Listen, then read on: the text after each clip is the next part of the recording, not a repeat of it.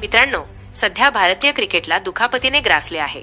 त्यामुळेच चालू मालिकेत देखील रिषभ पंत आणि वॉशिंग्टन सुंदर सारखे खेळाडू दुखापतीमुळे स्पर्धेतून बाहेर पडले आहे. आगामी टी20 विश्वकपसाठी देखील दुखापत टीम इंडियाच्या आड येत आहे. 2026च्या टी20 विश्वचषकापूर्वी तिलक वर्माला पोटाच्या दुखापतीमुळे शस्त्रक्रिया करावी लागली आहे. तो विश्वकप संघात नसल्यास त्याच्या जागी संघात कोणाला स्थान मिळावे यावर सध्या क्रिकेट वर्तुळात मोठी चर्चा सुरू आहे.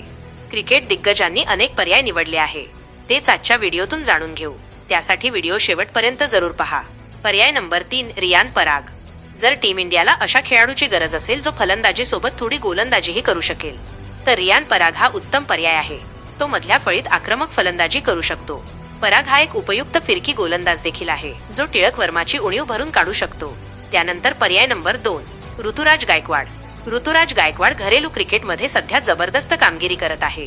त्याच्या फलंदाजीमध्ये सातत्य आणि आक्रमकता दिसून येत आहे. त्यामुळे तो देखील तिलक वर्माचा पर्यायी खेळाडू म्हणून उपलब्ध असणार आहे. नंबर 1चा प्रबळ दावेदार श्रेयस अय्यर आहे. अय्यरकडे आंतरराष्ट्रीय सामन्यांचा मोठा अनुभव आहे. टिळक ज्याप्रमाणे 3 किंवा 4 क्रमांकावर खेळतो त्याच क्रमांकासाठी अय्यर हा बेस्ट फलंदाज आहे. महत्त्वाचे म्हणजे अय्यरकडे मोठे फटके मारण्याची क्षमता आहे.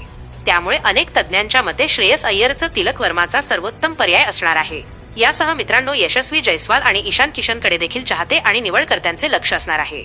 यापैकी तुम्हाला तिलक वर्मा ऐवजी टी20 विश्वचषकात कोणता खेळाडू पाहायला आवडेल ते आम्हाला कमेंट करून सांगा.